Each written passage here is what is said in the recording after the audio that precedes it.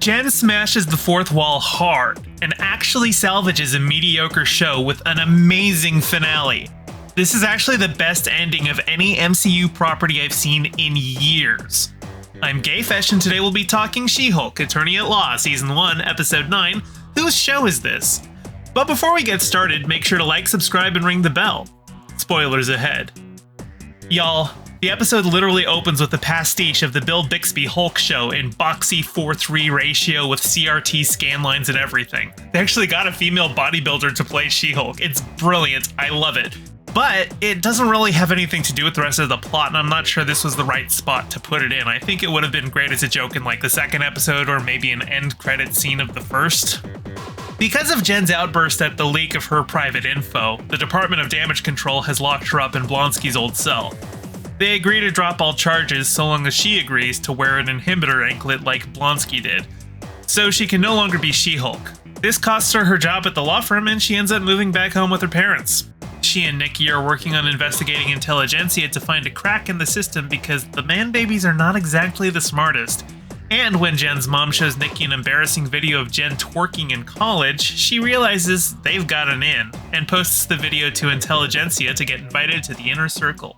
It works, and the site owner Hulk King sends an invite to an in-person event. Of course, they're expecting it to be a man, so Nikki gets Pug to go in to infiltrate it. Meanwhile, Jen has decided to de-stress by heading to Blonsky's retreat since she's going through a very similar thing to him. Only for us to find out that the Intelligentsia event is literally being held at Blonsky's lodge. Blonsky himself is violating parole and giving motivational speeches as Abomination. And the creepy guy Todd is Hulk King and created Intelligentsia. Things get way messier from there as Todd reveals he stole Jen's blood and injects it into himself to Hulk out. Titania breaks through a wall to join in on the fun, and then Bruce literally crashes through the ceiling. If this is all sounding to be a bit too convoluted and messy, well, Jen agrees. And literally pauses the show, smashes out of the Disney Plus menu, and uses the Marvel Assembled icon to jump her way to Marvel Studios, so she can confront the writer's room about this hacky finale.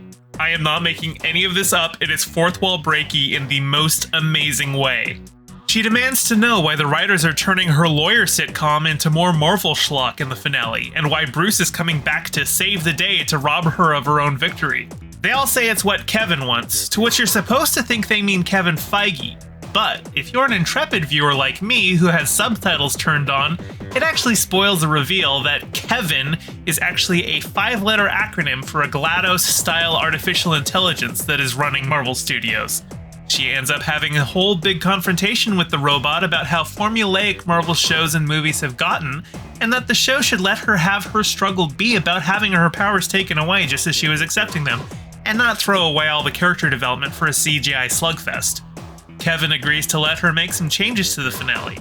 Todd is the villain because he ran Intelligentsia, not because he's gonna inject Hulk blood, so he should just be the villain as a human.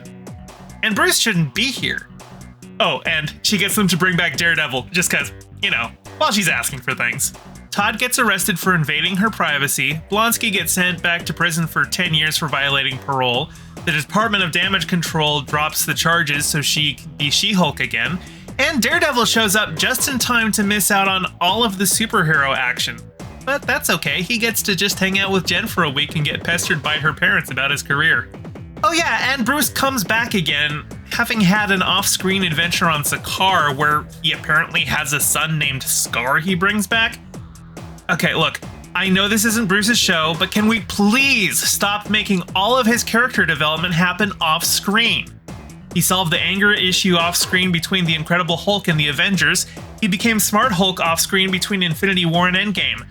Now he had a whole family on Sakaar, presumably before Ragnarok, and a return adventure to pick up his son, all off-screen.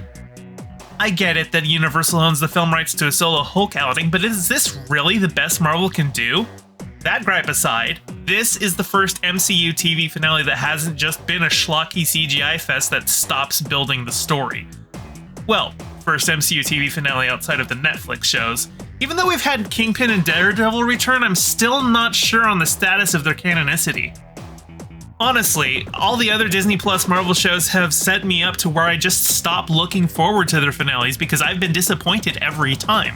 Well, not this time. This was honestly the most creative and risky move Marvel Studios has made in years, and it makes me hope for a season 2. So that's a season wrap on She-Hulk. Let me know your thoughts in the comments below. My biggest disappointment with the show is that Titania was nothing more than a joke character.